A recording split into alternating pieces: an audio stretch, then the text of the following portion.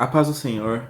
Estou aqui para gravar mais um vídeo para nossa reflexão, para o nosso aprendizado, para que assim cresçamos na graça de Cristo, para que assim cresçamos na virtude que o Espírito Santo colocou nos nossos corações. Né? É importante que nós cresçamos, como disse o apóstolo Pedro, né? A fim de cresçais com o leite da palavra, cresçais em graça e em conhecimento para com Deus. Então, isso é de extrema importância. E hoje eu queria trazer uma história aqui, vou tentar ser sucinto no meu vídeo. Uma história que está no livro de Daniel, uma história famosa que se encontra no livro de Daniel, para trazer algumas reflexões para nós de como nós deveríamos viver nesse mundo em que vivemos, como nós deveríamos nos comportar diante dos deuses que são criados, que o mundo cria para nos iludir, para nos enganar, para nos tirar da presença de Deus, né? Há muitos deuses. E hoje eu queria falar sobre no livro de Daniel, quando Nabucodonosor constrói a estátua de ouro e manda que todos adorassem essa estátua. E eu queria começar aqui só para a gente ter a base bíblica e a partir dessa história nós extrairmos alguns exemplos, que está em Daniel capítulo 3, e eu vou ler o versículo 17 e o 18, que diz assim: Se assim for, nosso Deus a quem se servimos é capaz de nos livrar da fornalha de fogo ardente, e ele há de nos livrar da tua mão, ó rei. Mas se não for, que saibas tu, ó rei, que nós não serviremos aos teus deuses, nem adoraremos a imagem dourada que tu ergueste. Isso aqui é a resposta dos amigos de Daniel, mas só para a gente ter um pano de fundo, aqui o rei Nabucodonosor ataca Jerusalém e leva cativo o povo de Judá para a Babilônia. E nessas pessoas estava Daniel, Sadraque, Mesaque e Abidnego.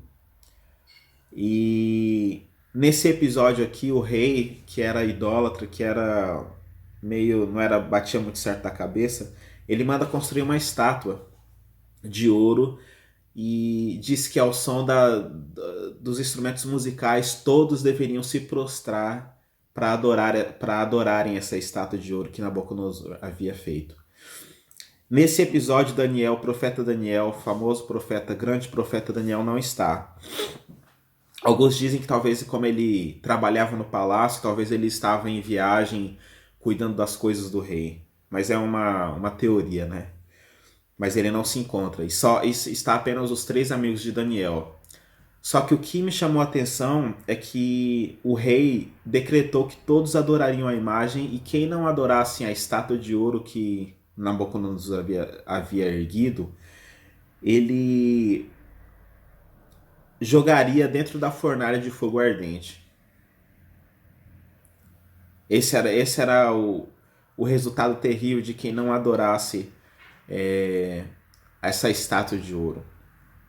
E esse versículo que eu acabei de ler aqui, então eles constroem a estátua de ouro e aí ao som dos instrumentos musicais todos se reúnem e adoram e se prostram diante dessa estátua de ouro.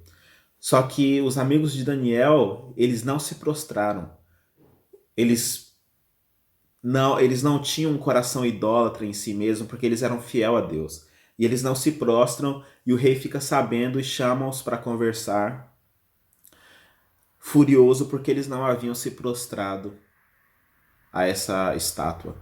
E aí o que eu acabei de ler aqui foi a resposta dos 3 amigos de Daniel, que eu vou ler mais uma vez. Que aí o rei Nabucodonosor fala que iriam lançá-los na fornalha de fogo ardente e manda aquecer 7 vezes mais a fornalha.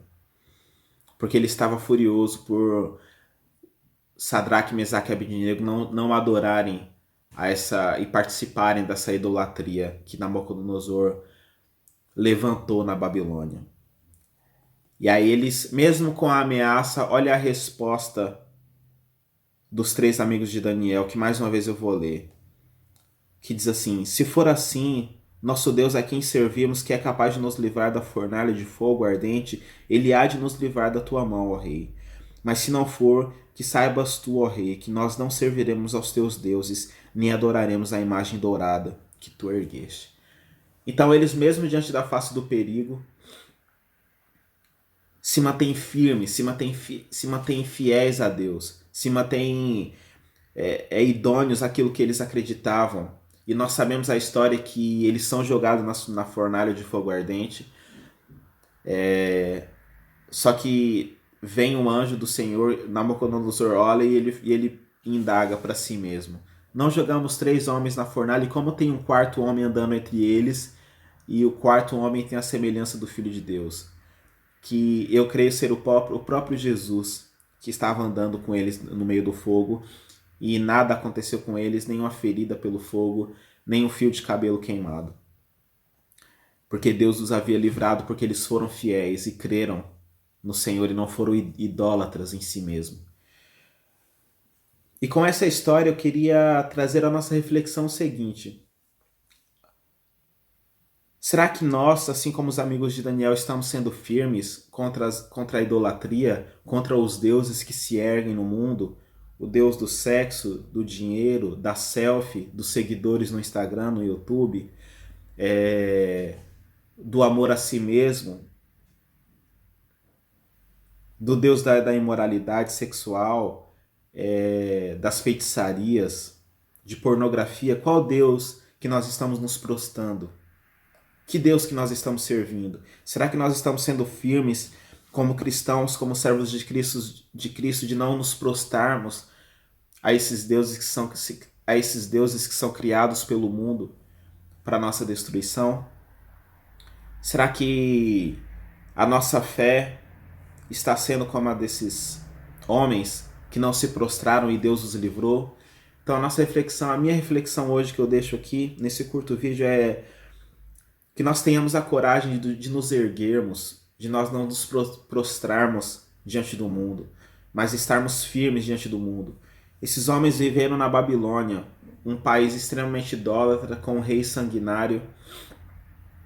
O próprio profeta Daniel também passou por perigo, mas esses homens não negociaram a fé que eles tinham em Deus. Eles foram firmes.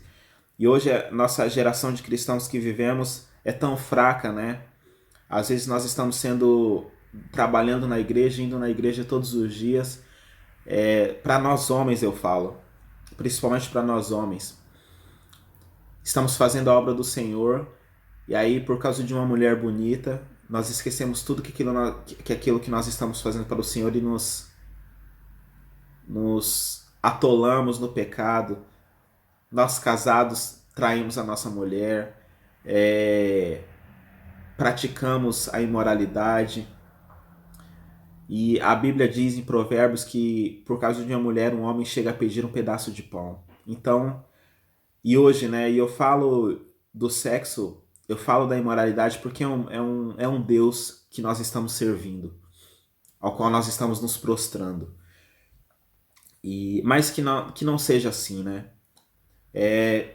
Perscrute o seu coração e veja que idolatria você tem praticado e não se proste diante disso e se erga, se levante, coloque-se de joelho diante de Deus e erga-se diante do mundo com coragem, com sabedoria, igual esses homens fizeram, e Deus os livrou, Deus foi com eles, Deus os livrou de uma morte drástica, de uma morte dolorosa.